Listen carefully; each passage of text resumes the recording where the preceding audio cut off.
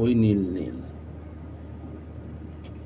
ওই নীল নীল চোখে তুমি চেয়ে আর থেকো না, তোমায় না পাবার ব্যথা সইতে পারি না। নীল নীল চোখে তুমি চেয়ে আর থেকো না, তোমায় না পাবার ব্যথা সইতে পারি না। ওকে, আবার নিব ওই নীল নীল থেকে আবার নিব, মাইক্রোফোনের কাছাকাছি। রেডি। ওই নীল নীল চোখে তুমি চেয়ে আর থেকো না, তোমায় না পাবার ব্যথা সইতে পারি না।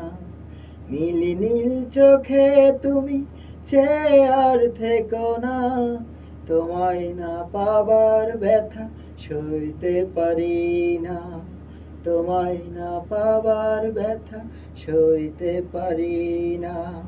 তোমায় না পাবার ব্যথা সইতে পারি না। তোমায় না পাবার ব্যথা সইতে পারি না।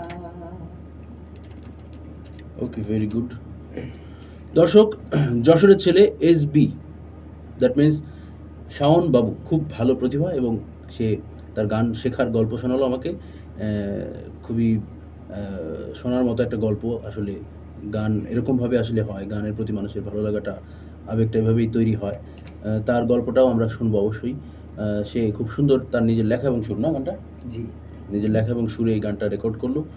গানটা খুব ভালো একটা গান এবং খুব শীঘ্রই আপনারা গানটা পেতে চলেছেন সোহাগ বাবুর কণ্ঠে, যশোরের ছেলে। আশা করি খুব ভালো গানটা হবে। গানটার নাম নীল নীল চোখে। তুমি কিছু বলবে দর্শকদের? না, আমার বলার কিছু নাই, আপনি বললেই সেটাতে সবাই খুশি, মানে থাকলেই হবে আর কি। ওকে ওকে আমার বলার কিছু নেই। ওকে ওকে দর্শক, আমার শিল্পী প্রথমে খুব নার্ভাস ফিল করছে মনে হয়, লাজুক, বাট তার প্রতিভা খুবই ভালো। সে খুব ভালো গান লিখেছে এবং সুর করেছে। গানটা খুব ভালো হতে যাচ্ছে আমি মনে করি।